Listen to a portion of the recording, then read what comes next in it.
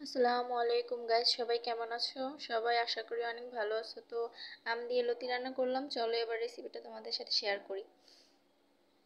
তো প্রথমে চুলা অন করে প্যান বসাই দিলাম। এবার দিলাম রসুন কুচি, পেঁয়াজ কুচি।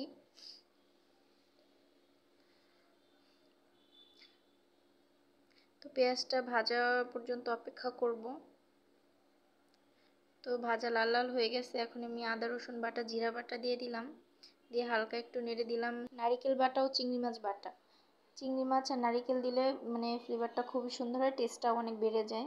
তো এবার নেড়ে তারপর নারিকেলের পানিটা দিয়ে দিলাম। তারপর দেব লবণ, হলুদের গুঁড়ো, মরিচের গুঁড়ো এবং ধনিয়ার গুঁড়ো। এবার নেড়ে চেড়ে সুন্দর করে মশলাটা কষিয়ে নিব।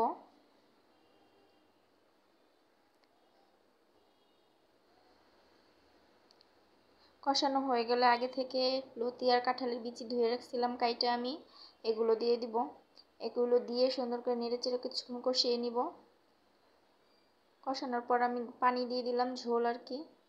ঝোলটা দিয়ে নেড়ে চেড়ে ঢেকে রাখবো এবং মাঝে মাঝে খুলে মানে নেড়ে চেড়ে রান্না করে নিব।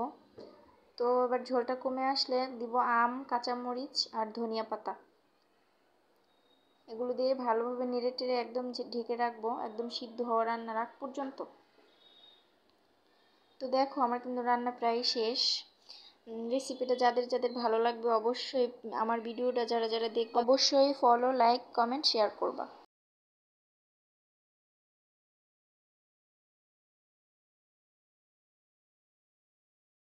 তো দেখো মানে খেতে এত টেস্টি।